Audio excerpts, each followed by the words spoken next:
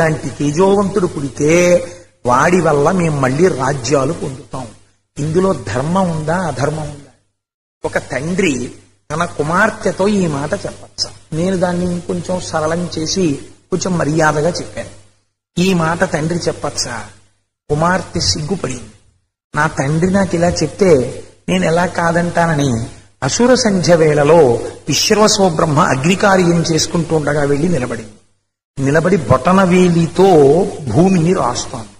విశ్వవసోబ్రహ్మ చూసి అడిగారు, అమ్మా నువ్వెవరు, ఎక్కడి నుంచి వచ్చావు, ఎందుకు వచ్చావు, నీ కోరిక ఏమిటని అడిగారు.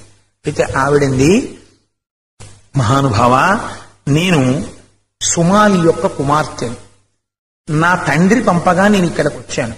మిగిలిన విషయాలు నా నోటితో నేను చెప్పలేను. నువ్వు మహాతపస్వి, నువ్వు తెలుసుకో. ఆయన అంతర్ముఖుడయ్యాడు, తెలుసుకున్నాడు. నా వలన సంతానం కోసం వచ్చింది. ఇక్కడ ఒక ధర్మశాస్త్రం ఉంది, అది సభాముఖంగా చెప్పేది కాదు. అందుకని ఆవిడ వచ్చినటువంటి వేళలో ఆమెకి పుత్ర సంతానాన్ని అనుగ్రహించాడు ఋషి. కానీ ఆయన ఒక్క మాట అన్నాడు. ఆయన మహాపురుషుడు విశ్వవసోబ్రహ్మ. ఇదే మీకు భాగవతం తృతీయ స్కంధం అనుకుంటాను, చతుర్థ స్కంధమో, అక్కడ కూడా వస్తుంది. తరుణి ఒక్క ముహూర్తం ముందు, ఇది సంధ్యాకాలము, ఈ కాలమందరయన్ కామారాతి లీలన్ వృషేశ్వరయానంబున సంచరించుటది అభావ్యం వయ్యే. ఈ ఉగ్రవేళన్ రమీంపన్ నిషిద్ధ కర్మంబగు ఎలా ధర్మమున్ వీడగన్ అని అడుగుతాడు కశ్యప ప్రజాపతి దితిని. అసుర సంధ్య వేళలో భార్యా సంగమం చేస్తే లోకకంటకులైన వాళ్ళు పుడతారు. కాశ్యపు తాళు, నేనిప్పుడు నీతో సంగమించకూడదని చెప్తాడు. ఆవిడ అటువంటి అసుర సంధ్య వేళలో వచ్చి సంతానం కావాలని విశ్వవసోబ్రహ్మని అడిగింది.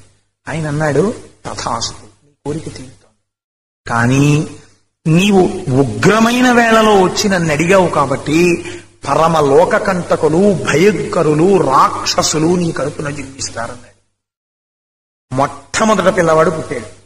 కాటుక కొండ ఎలా ఉంటుందో, ఇలా రాశి పోసేసిన మినువులు ఎలా ఉంటాయో, మాషరాశ ప్రతీకాశం నిశ్వసంతం భుజంగవత్ గాంగే మహతితోయాంతే ప్రసుప్తమివ కుంజరం.